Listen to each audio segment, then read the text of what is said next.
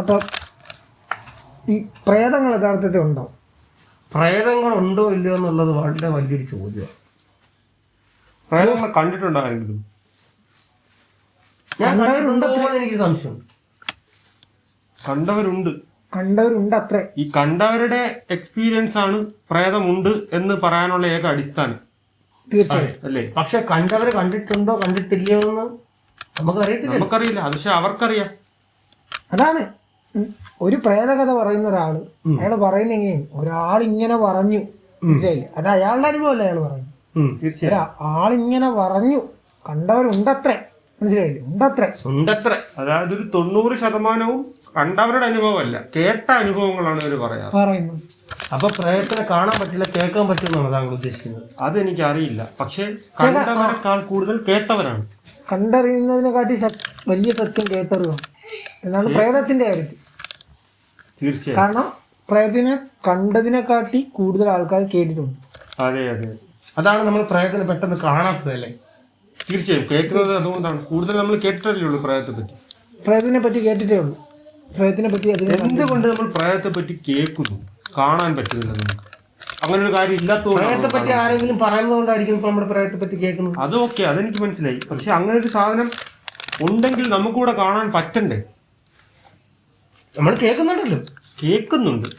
എന്തുകൊണ്ട് നമുക്കത് കാണാൻ പറ്റുന്നില്ല? കേൾക്കുന്നതുകൊണ്ട്. നമ്മൾ കേൾക്കുമ്പോൾ തന്നെ പേടിച്ച് നമ്മൾ കണ്ണടക്കി, അപ്പോഴത്തേക്ക് നമ്മൾ കാണാൻ പറ്റില്ല. അത് ഒരു കാര്യമാണ്. നമ്മൾ ഈ ഹൊറർ മൂവീസ് ഒക്കെ കാണാൻ നേരത്ത് കണ്ണടക്കുന്നുണ്ടല്ലേ, പേടിച്ച്. ഞാൻ കണ്ണടക്കാറില്ല, കാരണം കാണാൻ വലിയ താല്പര്യമില്ല. പ്രേതം മുന്നിൽ വരുമ്പോൾ നമ്മൾ കണ്ണടക്കുകയാണ് ചെയ്യുന്നത്. കാണാൻ പോലും താല്പര്യമില്ല. അതുകൊണ്ടായിരിക്കണം പ്രേതം നമ്മുടെ മുന്നിൽ വരാം. പ്രേതം തന്നെ ഇവർ കണ്ണടയ്ക്കുമ്പോൾ ഞാൻ എന്തിനാ ഇവരെ മുന്നിൽ ചെന്ന് കഷ്ടപ്പെടുന്നു? എന്തായാലും അവർ കണ്ണടക്കി. ഇത്രയും കഷ്ടപ്പെട്ട് ഞാൻ ഇവിടെ മുന്നിലെത്തുമ്പോൾ അവർ കണ്ണടക്കുകയാണ് ചെയ്യുന്നത്. അപ്പോഴത്തേക്ക് പ്രേതം വിചാരിക്കും എന്നാ പിന്നെ ഇവിടെ കാണിച്ചു കൊടുക്കണ്ട, ഇവരെ കേൾപ്പിച്ചു കൊടുക്കാന്ന് പ്രേതം തന്നെ വിചാരിക്കും. അതാണ് ഈ കേൾവിക്ക് പ്രേതത്തിന് ഇത്ര പ്രാധാന്യം വരാനുള്ള കാരണം. തീർച്ചയായും. ഈ പാരാനോർമൽ ആക്ടിവിറ്റീസ് ഒക്കെ ഇല്ലേ ഒരു വീട്ടിൽ നടക്കുന്ന ഇങ്ങനെ എക്സോസിസം ആണ് നമ്മൾ ഉദ്ദേശിക്കുന്നത്. പാരനോർമൽ ആക്ടിവിറ്റി എന്ന് വെച്ചാൽ നോർമൽ അല്ലാതെ എന്തൊക്കെയോ നടക്കുന്നു. ഒരു നോർമൽ അല്ലാതെ വീട്ടിൽ എന്തൊക്കെയോ നടക്കുന്നു. ഈ നടക്കുന്നത് പ്രേതമാണ്. നടക്കുന്നത് പ്രേതം ഇങ്ങനെ നടക്കൂ, അതാണ് നടക്കുന്നത്. പാരാനോർമലായിട്ട് നടക്കുന്നത് പ്രേതമാണ്. ഓക്കെ. അപ്പൊ ആ വീട്ടിൽ ഈ നടക്കുന്ന പ്രേതത്തിന് ഉള്ള ഒരു ആക്ടിവിറ്റീസ് ഒക്കെ നടക്കുന്നത് പ്രേതം അത്ര നോർമൽ അല്ലെന്നാണോ? പ്രേതം നോർമൽ അല്ല. അപ്പൊ എന്നാ പാരാ അൺനോർമൽ ആക്ടിവിറ്റി എന്നല്ലേ അതിന് പറയുന്നത്? അല്ല, എന്തിനാണ് ഈ പാരാ നോർമൽ ആക്ടിവിറ്റി എന്ന് പറയുന്നത്? പ്രേതം നോർമൽ അല്ലെങ്കിൽ പ്രേതത്തിന് പ്രേതം നോർമലാണ്, നമുക്കാണ് നോർമൽ അല്ലാതെ. മനസ്സിലായില്ലേ? പ്രേതത്തിന്റെ കാഴ്ചപ്പാടിൽ അത് നോർമൽ ആക്ടിവിറ്റി നമ്മളല്ലേ ഫസ്റ്റ് ഇത് പ്രേതാനോർമൽ ആക്ടിവിറ്റി എന്നായിരുന്നു. പ്രേതാനോർമൽ ആക്ടിവിറ്റി അത് പിന്നെ ഇംഗ്ലീഷുകാരാണ് പാരാനോർമൽ എന്നാക്കിയത്. ഓക്കെ. അതാണ് അതിന്റെ പ്രേതത്തിന്റെ നോർമൽ ആയിട്ടുള്ള ആക്ടിവിറ്റികളാണ് ഈ ശബ്ദം കൊണ്ട് നടക്കുന്നത്. നമുക്കത് നോർമൽ അല്ല, നമുക്ക് നോർമൽ അല്ല. അപ്പൊ അതാണ് പറഞ്ഞത്, ഈ ആക്ടിവിറ്റീസ് ഇതെല്ലാം നമ്മൾ കൂടുതലും കേൾക്കുകയാണ് ചെയ്യുന്നത്. ഫസ്റ്റ് ഈ പ്രേതാനോർമൽ ആക്ടിവിറ്റി അതാണ് നമുക്ക് പ്രേതത്തിനെ കാണാൻ പറ്റിയെന്ന് പറയുന്നത്. പ്രേതം ഇങ്ങനെ ഓരോ സിഗ്നൽ ഇങ്ങനെ തരും നമുക്ക്. ഇങ്ങനെ കസേര നീക്കും, കുപ്പി ഇങ്ങനെ തള്ളിയിടും. നിങ്ങൾക്ക് ആർക്കെങ്കിലും അങ്ങനെ അനുഭവങ്ങൾ ഉണ്ടായിട്ടുണ്ടോ പേഴ്സണലി? എന്റെ ഇതിലേക്ക് കടക്കുമ്പം എന്റെ കാഴ്ചപ്പാടുകൾ വളരെ വ്യത്യസ്തമാണ്. കാരണം ഞാൻ സത്യം പറഞ്ഞ ഈ പ്രേതാനുഭവം എന്നതുകൊണ്ട് ഞാൻ മനസ്സിലാക്കുന്നത് ഒരു മാനസികമായ ഒരു തലത്തിലൂടെ നമ്മൾ കടന്നു പോകുമ്പോൾ നമുക്ക് ഉണ്ടാകുന്ന ഒരു തരം അനുഭവമായിട്ടാണ്. അപ്പൊ പ്രേതങ്ങൾ ഉള്ളത് കൊണ്ടല്ലേ ഈ പ്രേതങ്ങൾ ഒഴിപ്പിക്കാനുള്ള ആൾക്കാരുള്ളത്? തീർച്ചയായും. പ്രേതങ്ങളില്ലെങ്കിൽ അവരുടെ ജീവിതം ഇല്ല, അതായത് ഇവർക്ക് തൊഴിലില്ല. അതിനെപ്പറ്റി എന്താണ് അഭിപ്രായം? അതൊരു വലിയ മേഖലയാണ്. കാരണം ഈ പ്രേതം ജീവിച്ചു പോകുന്നത് കൊണ്ട് അതിനെ ചുറ്റിപ്പറ്റി ഒരുപാട് ആൾക്കാർ നിലനിന്ന് പോകുന്നുണ്ട്. ശരിക്കും പ്രേതം ചെയ്യുന്ന ഒരു നല്ല കാര്യമല്ലേ? തീർച്ചയായും. ഒരുപാട് കുടുംബങ്ങൾക്ക് പ്രേതം ഒരു ജീവിക്കാനുള്ള ഒരു മാർഗം കൊടുക്കരുത്. തീർച്ചയായും. ഒരുപാട് കുടുംബങ്ങൾക്ക് ഒരുപാട് മത പണ്ഡിതന്മാർക്ക് മതത്തെ ആശ്രയിച്ച് ജീവിക്കുന്നവർക്കൊക്കെ ഈ പ്രേതം എന്ന് പറയുന്ന ഒരു മെയിൻ സബ്ജക്റ്റ് ആണ്. അതെ, അവരിതിനെ വെച്ച് ജീവിതമാർഗം ഇങ്ങനെ പുലർത്തിക്കൊണ്ട് പൊയ്ക്കൊണ്ടിരിക്കുന്നു. അപ്പൊ ശരിക്കും പ്രേതത്തെ നമ്മുടെ ഒരു നല്ല ഒരു വസ്തുവായിട്ടല്ല നമ്മൾ കാണുന്നത്. എന്താണ് നല്ലതും മോശവും എന്നുള്ളതാണ് ഏറ്റവും വലിയൊരു ചോദ്യം. മനസ്സിലായി? അല്ല, ഞാനൊരു കാര്യം പറഞ്ഞു. അപ്പൊ ഈ പ്രേതത്തിന്റെ കാര്യം പറഞ്ഞു. പ്രേതം വന്നാടേ ഇല്ല ഇല്ല, അത് വേറെ എന്തോ നമ്മൾ പ്രേതത്തെ പറ്റി പറയുമ്പോൾ ചിലപ്പോൾ പ്രേതത്തിന്റെ ചില ശബ്ദങ്ങളൊക്കെ ശബ്ദങ്ങളൊക്കെ കേൾക്കാൻ സാധ്യതയുണ്ട്. പ്രേതത്തിന്റെ പ്രേത നോർമൽ ആക്ടിവിറ്റീസ് ഇത് ചെയ്യുന്നതാണ്, നമ്മളത് ശ്രദ്ധിക്കേണ്ട ആവശ്യമില്ല. അത് അതിന്റെ ആക്ടിവിറ്റി. ഞാൻ വളരെ താങ്കൾ പറഞ്ഞു, ഞാൻ ഇടയ്ക്ക് കയറാണ്. നിങ്ങൾക്ക് പ്രേതത്തെ പേടിയുണ്ട്? എനിക്കൊന്നിനും പേടിയില്ല. എനിക്ക് പ്രേതത്തിനെ എന്നല്ല, നമുക്ക് പേടിയുണ്ട്.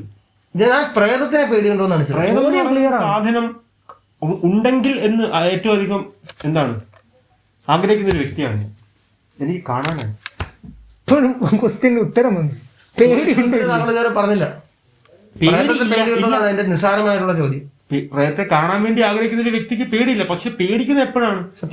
പെട്ടെന്നുള്ള പ്രേതത്തിനെ കാണാൻ പെട്ടെന്ന് പ്രേതത്തിന്റെ പ്രേത നോർമൽ ആക്ടിവിറ്റികൾ കേട്ടതിന് നമ്മൾ പേടിക്കും. അല്ലാതെ പ്രേതത്തെ കാണാൻ എനിക്ക് ഇഷ്ടമാണ്. തീർച്ചയായും. താങ്കളുടെ കാമുകയാണ് ഇത്രയും കൊതിയോടെ പ്രേതത്തെ കാത്തിരിക്കുന്നത്. എനിക്കറിയില്ല. പ്രേതമാണെങ്കിൽ പണി കിട്ടും. അല്ല, ചോദ്യം ചോദിക്കും. ഞാനൊരു ചോദ്യം ചോദിക്കട്ടെ? ചോദിച്ചു. പ്രേതത്തിന് എന്നെ പേടിയാണോ? അത് പ്രേതത്തിന്റെ അടുത്ത് ചോദിക്കേണ്ടി വരും. ഒരു കാര്യം എനിക്കറിയാം, പ്രേതം എന്റെ പേടി ആയിരിക്കും.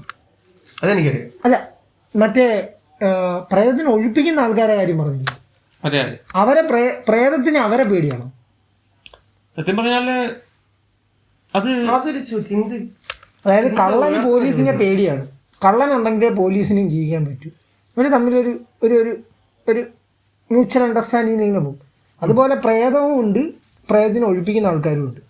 പ്രേതത്തിനെ ഒഴിപ്പിക്കുന്ന ആൾക്കാരെ പേടിയാണോ? ഈ പേടി എന്നൊരു വികാരം വന്നു കഴിഞ്ഞാൽ അവിടെ ഒരിക്കലും ഒഴിഞ്ഞു പോയില്ലല്ലോ. മനസ്സിലായില്ലേ? ഇവർ തമ്മിൽ ശത്രുത കൂടത്തല്ലേ ഉള്ളൂ. അപ്പൊ ഇവര് തമ്മിലുള്ള ഒരു അഡ്ജസ്റ്റ്മെന്റ് ആണ് ഇതെന്നാണ് ഞാൻ പറഞ്ഞത്. ഈ പ്രേതത്തെ ഒഴിപ്പിക്കാൻ വരുന്നവരും പ്രേതമായിട്ട് നല്ല ടേംസിലല്ലെങ്കിൽ ഒരിക്കലും ഈ പ്രേതം ഒഴിഞ്ഞു പോയില്ല. എന്റെ ഇതില് പ്രേതത്തെ ഒഴിപ്പിക്കാൻ ഉള്ളവര് കണ്ടുപിടിച്ച ഒരു ഇല്ലാത്ത മിഥ്യയായിട്ടുള്ള ഒരു വസ്തുവാണ് പ്രേതം. തീർച്ചയായിട്ടും. പ്രേതത്തെ ഒഴിപ്പിക്കാനുള്ളവർ കണ്ടുപിടിച്ച വസ്തുവാണ് പ്രേതം. അതെ, അവര് ഓരോന്ന് പറഞ്ഞ് ആൾക്കാരെ പറ്റിച്ച് ജീവിക്കുകയാണ്. തീർച്ചയായും. അതിലേക്ക് അത് വലിയൊരു ടോപ്പിക്കാണ്. അങ്ങനെ ചിന്തിക്കുകയാണെങ്കിൽ അവർക്ക് പ്രേതത്തെ പേടിയില്ല. കാരണം അവർക്കറിയാം പ്രേതം ഇല്ലെന്ന്. മനസ്സിലായില്ലേ? ഇല്ലാത്ത പ്രേതം പിന്നെ അവരെ പേടിയും കാണത്തില്ല. അതുപോലെ തന്നെ നമ്മൾ വേറൊരു കാര്യം കൂടെ ചിന്തിക്കണം. അതായത് നമ്മളടുത്ത് ഒരാൾ പ്രേതകഥ പറയുന്നു. അയാൾ പറയുന്നു, ഞാൻ ഇന്ന് ഒരാൾ പറയുന്നത് കേട്ടിട്ടാണ് ഈ പറയുന്നത്. ഈ കേട്ട അതായത് ആ പറഞ്ഞു കൊടുത്ത ആളെ നമ്മൾ ഡയറക്റ്റ് പോയി കണ്ടാൽ, അതായത് ഈ അനുഭവിച്ച ആളെ നമ്മൾ ഡയറക്റ്റ് പോയി കണ്ടാൽ അവരുടെ കാര്യം കേട്ടൂടെ? മനസ്സിലായില്ലേ? അതാണ് നമുക്ക് ഡയറക്റ്റ് കേൾക്കാം അവരുടെ അടുത്ത് നിന്ന് എന്താണ് ഉണ്ടായത്. അപ്പൊ നമുക്ക് കുറച്ചുകൂടെ ക്ലിയർ ആയിട്ട് അറിയാം അത് പ്രേതത്തിനാണോ കണ്ടത്. ഇല്ലെങ്കിൽ ഇങ്ങനത്തെ ഒരു അനുഭവം നമുക്ക് ഉണ്ടാവണം. ഉണ്ടായാൽ തീർന്നു. പലപ്പോഴും പേടിയില്ല, പക്ഷെ ചിലപ്പോ മരിച്ചു അറ്റാക്കൊക്കെ വരും. പലപ്പോഴും ഈ അനുഭവം ഉണ്ടാകുമ്പോഴേ, പ്രേതത്തിന്റെ ഒരു അനുഭവം ഉണ്ടാകുമ്പോ സത്യം പറഞ്ഞാൽ അവിടെ ഉണ്ടാവുന്നത് എന്താണ് എന്നുള്ളത് അതെ വല്ലാത്ത അനുഭവം. ഇപ്പം നമ്മൾ വെറുതെ കിടന്ന് ഉറങ്ങുന്നു, ഒരു കുപ്പി പറഞ്ഞു വീഴാണ്. നമുക്കതിന് രണ്ട് രീതിയിൽ തന്നെ വ്യാഖ്യാനിക്കാം. ഒന്ന് പ്രേതം തട്ടിയിട്ടു, ഇടയ്ക്ക് തട്ടിയിട്ടു, അല്ലെങ്കിൽ വേറെ എന്തോ തട്ടിയപ്പോ അത് വീണു. പക്ഷെ പ്രേതത്തിന്റെ രീതിയിൽ നമ്മൾ ചിന്തിച്ചു തുടങ്ങിക്കഴിഞ്ഞാൽ പിന്നെ ആ രീതിയിലായി പോകും ചിന്ത. പിന്നെ പ്രേതം അല്ലെങ്കിൽ പോലും പ്രേതത്തിന് അവിടെ വരേണ്ടി വരും. തീർച്ചയായും. പിന്നെ പ്രേതത്തിന് നമ്മൾ വിളിച്ചു വരുന്ന പോലെ ആയിപ്പോ. മനസ്സിലായി? അത് പറഞ്ഞപ്പോഴാണ് പ്രേതമായിട്ട് ഇതുപോലെ ഇങ്ങനെ വിളിക്കാനും കമ്മ്യൂണിക്കേറ്റ് ചെയ്യാനും ഉള്ള ഇങ്ങനെ കുറെ ഉപകരണങ്ങളുണ്ട്. അതിൽ ഏറ്റവും ഫേമസ് ആണ് ഇപ്പൊ ക്യാപ്റ്റൻ പറഞ്ഞത്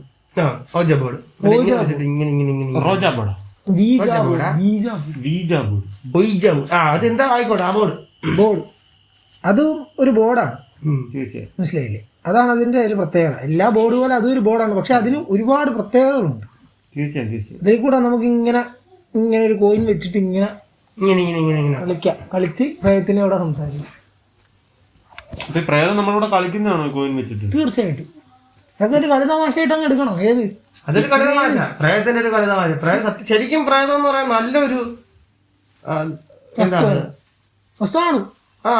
നമ്മളെ ഭീകര ഒരു വസ്തുവാക്കി വെച്ചിരിക്കുന്നതാണ് ഈ പ്രശ്നം. തീർച്ചയായും പ്രേതത്തിനെ നമ്മുടെ സുഹൃത്താക്കിയാൽ ഒരു പ്രശ്നമില്ല. പ്രേതം ഞങ്ങളെ നല്ല സുഹൃത്താക്കി. പ്രേതം ഞങ്ങൾ വന്ന് ഓജകൂടെ കളിക്കുന്നുണ്ട്. ഇങ്ങനെ ഒരു കൊച്ചുകുട്ടിയെ നമ്മളങ്ങ് പറഞ്ഞ് പേടിപ്പിക്കുകയാണ്. പ്രേതം എന്താ നമ്മളെ പിടിച്ച് തിന്നുമെന്നാണ്. ആരും തിന്നായിട്ട് എനിക്ക് ഓർമ്മയില്ല. ഞാൻ കണ്ടില്ല തിന്നത്തൊന്നും. അവനെ കൂട്ടുകൂടാൻ പഠിപ്പിച്ചാൽ അവനൊരു പക്ഷെ നല്ലൊരു കൂട്ടുകാരെ കിട്ടും. പിള്ളേർക്ക് ഇപ്പൊ കൂട്ടില്ലാത്തതിന്റെ ഒരു വലിയ പ്രശ്നം അവർ മാനസികമായിട്ട് അവർ അലട്ടുന്നുണ്ട്. അതൊക്കെ മാറി കിട്ടും. പിന്നെ ഒന്ന് ആലോചിച്ച് നോക്കണം, രണ്ട് പ്രേതമായിട്ട് കൂട്ടുകൂടി ഒരു കുട്ടി ഒരിക്കലും ഫോണിലേക്ക് പോകത്തില്ല കളിക്കാൻ. കാരണം എപ്പോഴും പ്രേതമുണ്ട്. ഫ്രീ ആയിരിക്കും പ്രേതം. തീർച്ചയായിട്ടും. ഒന്നാലോചിച്ച് നോക്കും, നമ്മളിങ്ങനെ വീട്ടിലിരുന്ന് കാര്യങ്ങളൊക്കെ ചെയ്തുകൊണ്ടിരിക്കുമ്പോൾ കുട്ടി അപ്പുറത്ത് മാറി നിന്ന് പ്രേതത്തിനെ നോക്കി സംസാരിച്ചുകൊണ്ടിരിക്കുന്നു. ഇത് രസമായിരിക്കും കാണാൻ. വാവ്, മനസ്സിലായില്ലേ? അയ്യോ സൂപ്പർ. അപ്പം അങ്ങനെയുള്ള കാര്യങ്ങളിലേക്ക് കുട്ടികൾ കടക്കട്ടെ. പ്രേതം എന്റെ ഒരു അഭിപ്രായം, ഇനി ഒരു വീട്ടിൽ ഒരു പ്രേതം എന്നൊരു പദ്ധതി എങ്കിലും വേണം. തീർച്ചയായും അത് നല്ലൊരു ആശയം. ഒരു വീട്ടിലൊരു പ്രേതം. അപ്പം ഈ അലഞ്ഞിരിഞ്ഞ് നടക്കുന്ന പ്രേതങ്ങൾക്ക് വന്ന് എന്താണ് അവർക്ക് ഒരു തണലാവാൻ നമ്മുടെ കുടുംബങ്ങൾക്ക് കഴിയുമെന്ന് പറയുന്നത് അത് നല്ലൊരു ആശയമാണ്. ഒരു വീട്ടിൽ ഇതിൽ ഒരുപാട് പ്രേതം, ഇപ്പൊ പ്രേതങ്ങൾ ഒരുപാട് പേര് കാണുമല്ലോ. ഇപ്പൊ ജീവിച്ചിരിക്കുന്നതിനെക്കാട്ടും കൂടുതൽ പ്രേതങ്ങൾ പ്രേതങ്ങളാണ്. കാരണം ജീവിച്ചിരിക്കുന്നതിനെക്കാട്ടി ഒരു വീട്ടിൽ ഒരു പ്രേതം മതിയാകുമെന്നാണ് എന്റെ സംശയം. താങ്കൾ ഇതിനെ ഒരാൾക്കൊരു പ്രേതം ആർക്കൊരു പ്രേതം എന്ന് പറയുന്നത് സത്യത്തിൽ പോലും നമുക്കത് ചെയ്യാവുന്നതാണ്. സർക്കാർ അതിനുള്ള നടപടികൾ സ്വീകരിക്കണം. ഇത് പ്രേതം വെറുതെ നമ്മളെ പേടിപ്പിച്ച് ഇവർക്ക് മാത്രം, ഈ പ്രേതത്തെ ഒഴിപ്പിക്കാൻ വരുന്നവർക്ക് മാത്രമായിട്ടുള്ള ഒരു പക്ഷേ ജീവിത വഴി ആക്കരുത്. അങ്ങനെ ചെയ്യുന്ന ഒരു പ്രശ്നമുണ്ട്. എന്താണ്? ഇവരുടെയൊക്കെ ജോലി പോകും, അതിനിവർ സമ്മതിക്കില്ല. പക്ഷെ ഇവരുടെ ജോലി പോകുന്നതിന് വേണ്ടി ഒരാളുടെ ജോലി പോയി 10 പേരുടെ ജീവിതം നന്നാവുകയാണ് ചെയ്യുന്നത്. ജീവിതം നന്നാവുന്നതല്ലല്ലോ ഇപ്പൊ നമ്മുടെ സമൂഹത്തിന്റെ പ്രശ്നം. ജീവിതം നന്നാവണ്ടേ? ജീവിതം നന്നാവണമെങ്കിൽ ജോലി വേണമെന്നാണ് എല്ലാവരും വിചാരം. അതൊരു തെറ്റായിട്ടുള്ള വിചാരം. ഇപ്പം ജോലിയാണോ മുഖ്യം, ജീവിതമാണോ മുഖ്യം? ജോലിയാണോ മുഖ്യം എന്ന് പറയും. ഞാൻ പറയുന്നത് ഈ പ്രേതത്തെ ഒഴിപ്പിക്കാൻ നിൽക്കുന്നവർക്ക് ഒരു പ്രേതത്തെ കൊടുത്തിട്ട് ആ പ്രേതം തന്നെ അവർക്ക് നല്ല ജീവിക്കാനുള്ള വഴി ഉണ്ടാക്കി കൊടുത്താലും അത് പ്രേതത്തിനെ കൊണ്ട് പണിയെടുക്കുന്ന കാര്യം പോകത്തില്ല. എന്തായാലും പ്രേതം വന്നു. പ്രേതത്തിന് പ്രേതത്തിനെ നമ്മൾ സ്നേഹിക്കാനല്ലേ വിളിച്ചു വരുന്നത്, പണിയെടുപ്പിക്കാനല്ലല്ലോ. പ്രേതത്തെ പണിയെടുപ്പിക്കാന്നല്ല, ഇയാൾക്ക് പറ്റിയ പണി പ്രേതം പറഞ്ഞു കൊടുത്താലോ, നീ ഇന്ന പണി ചെയ്യുന്നത് നന്നായി, ഇങ്ങനെയൊക്കെ ചെയ്യണം.